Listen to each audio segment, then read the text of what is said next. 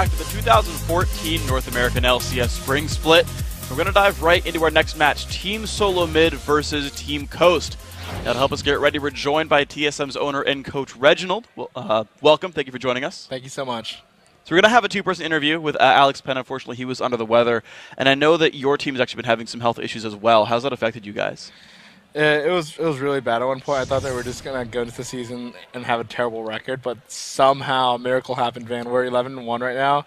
I mean, Odd One was like borderline dead. We had to cancel scrims for like literally 2 weeks straight. Everyone was sick, and they're all in the same room practicing, right? So I'm like, guys, try to avoid each other as much as possible. Quarantine Odd One. and like Odd One was really dedicated, and he's always playing solo queue, trying to keep up his mechanics. And it's like he's just been performing really well. He stepped up his mechanics. He's doing really great, and I was really surprised at how well he's been performing when he's sick. But my team's finally recovering now, so I'm going to expect them to do even better. But hopefully they can keep up with the expectations. Have there been any new kind of rules around the house to try and keep people healthy? Absolutely. So one of the things I did this season was I wanted them to step away from soda a little bit more, and mainly because like they would just drink soda constantly, because they want that caffeine so they can just always be energized to play. But it's not good for the long haul. If they want to play for the next couple of years, then they're gonna have to be healthy, right? So like Odd One was literally sick for like a whole entire month. I was like, oh God, I was really worried. So we're just doing a lot of things to make sure that they stay into shape, keep healthy, and really just focused on doing well this season. Well, it's good to hear you guys are doing more like sort of health training, making sure you guys are in good shape physically as well as in the game. So you talked about the fact that your team's healthier now. They should be performing better now that they're back from sickness. You guys are on an 11-game winning streak. The current record stands at 13, which you're poised to tie here at the end of this week. Are you ready to do that? To be honest, it doesn't really matter to me what their score is this season, as long as they learn a lot and they come into the next split strong. Next split's what really matters. It's what qualifies you to Worlds, and it's what means the most to us. So far, we haven't been able to have really big impact at Worlds where, wow, we've done a really good job. Wow, we're in the finals. That's our goal this year, is to really do that. I told my team, I don't really care if you guys go 14-14 this play, as long as you just take something from it and learn. Like after the first match we lost to Cloud9, I saw that they were playing really scared. I didn't like the way they were playing, and I told them, like, look, I don't care if you go into these matches. I don't care if you lose. Just try your best and really like do what you do in practice. Don't be afraid to try anything new. And that's what these LCS matches are for. They're the season matches, right? So that's just our goals. It isn't really to have a clean record. It isn't to go 15-0 or 27-1. It's to get better and do as best as possible next split. Well, something interesting happened with Cloud9 in the last split when they went 25-3, and then as soon as they made it to Worlds, they ended up losing. And you just mentioned how as long as they take something away from the split, but as long as you guys keep winning, how do you continue to improve as a team and learn? So I think that Cloud9 was very strong going into Worlds last split, but I felt like they got a little complacent.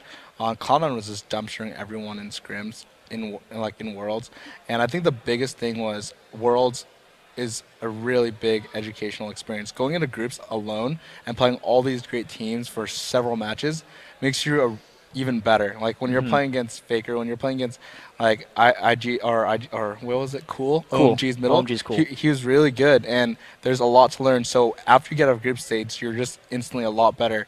Whereas you take a lot less off scrimming because when you're on stage, like there's a lot of pressure, and when you're in scrims, there's not nearly as much pressure. And I felt like after groups, those teams just got even better, and they're able to just step it up, and they're able to beat Cloud9. But I felt like Cloud9's match versus Fnatic was really close. It could have been either way. It just happened that Cloud9 got caught out early on and just lost the match. So then what have you guys actually learned from your victories during your 11-game winning streak this split? So TSM, for us, it's really important that we're consistent, right? It doesn't matter how good we are, like our maximum potential, if we're not consistent.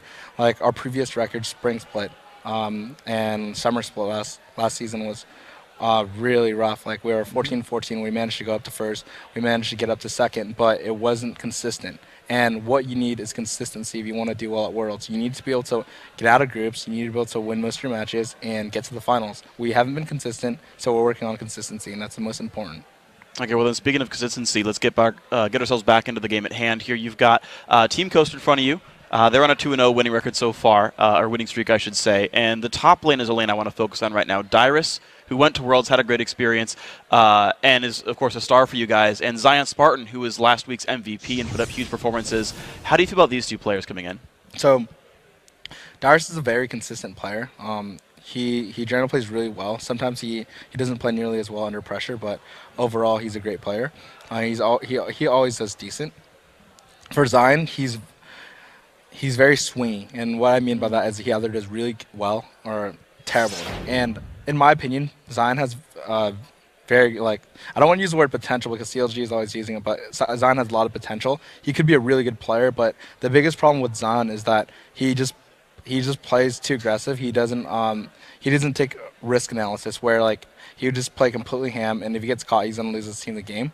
And Zion ends up losing his team a lot of the games. But if Zion gets going, he does really well. I think one of the biggest things with Dyrus is that he focuses so much on consistency that if Zion actually takes advantage of him, he's going to push it really far. And Dyrus is going to go for the consistency and try to go even, and Zion's only going to pull far ahead. So whenever Zion plays against Dyrus and he gets ahead, he always goes extremely ahead. So if I was Dyrus, I would definitely get the pressure needed for top lane. And if he shuts Zion down, Zion's just done. And so it seems like consistency is a big topic for you guys this season so far. And pressing on Dyrus, he has been this consistent threat for you guys. What is his performance meant for you guys this season? Like what is he to the team? Honestly, I am very, very proud of Dyrus. He's gotten so much better since the last split than this split, and one of the big things is that he's actually communicating with the team.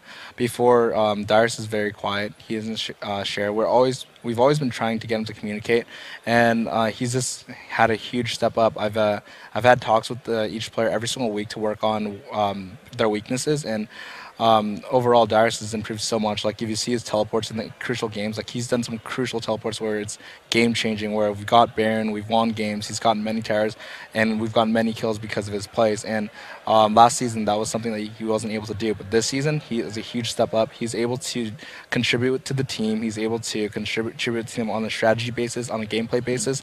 His performance is stellar. He's doing really well in lane.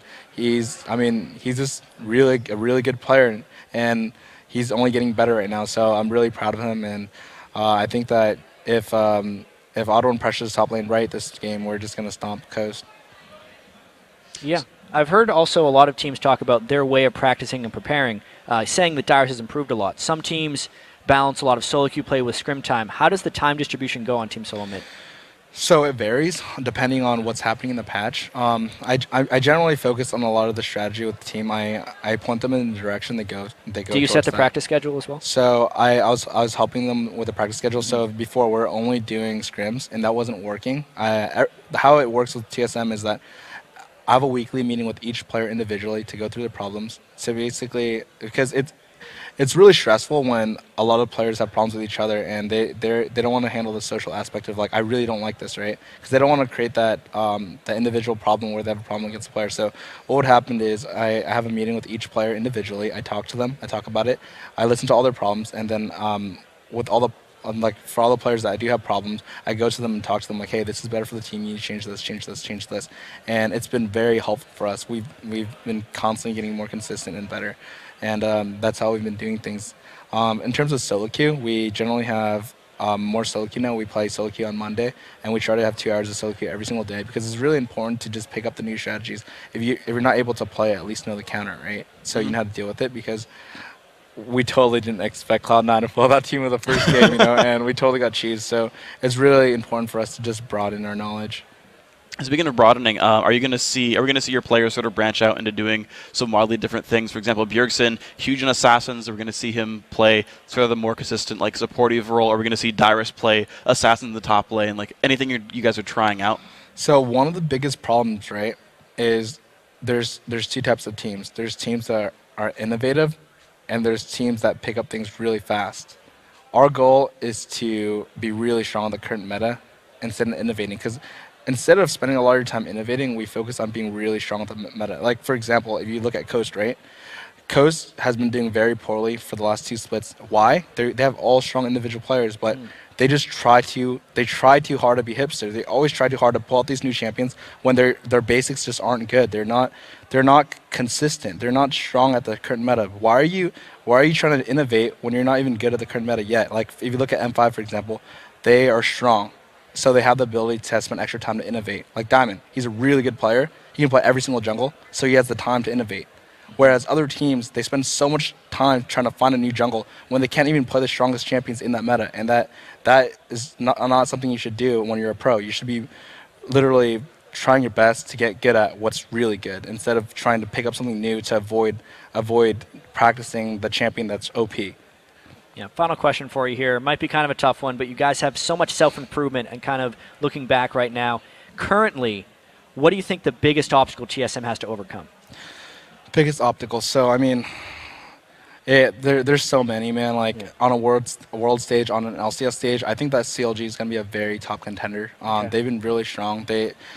I mean, they look really strong, right? So, I mean, they've had their fair shares of ups and downs where they've had bad roster changes and all that, but now they're finally getting stable. I'm really looking forward to that old TSM CLG rivalry again because it's like before every single match, I would just get really heated up, like, oh my god, I'm really excited for this match, even when I was a player. I'm like, and I would just like go online, talk smack, because it really hypes up the match. It's really fun, right? So I'm really looking forward to that. I think that C9 is going to go into the season really strong. And those are the 2 teams I'm worried about, but who knows? Who knows what's going to happen? I mean, did you expect to go to 11-1? I didn't know that. Like, did you expect CLG to make a huge comeback just with Dexter within 1 week? I didn't expect that. So I don't know at this point, but just short term, we're really focused on the playoffs. We're going to practice really hard for those playoffs, and hopefully we do well. But mainly I'm worried about CLG and C9. All right. All right, Reginald, thank you very much, and good luck in the game coming up in a second. We're going to throw it over to Riv and Kobe for the playoff.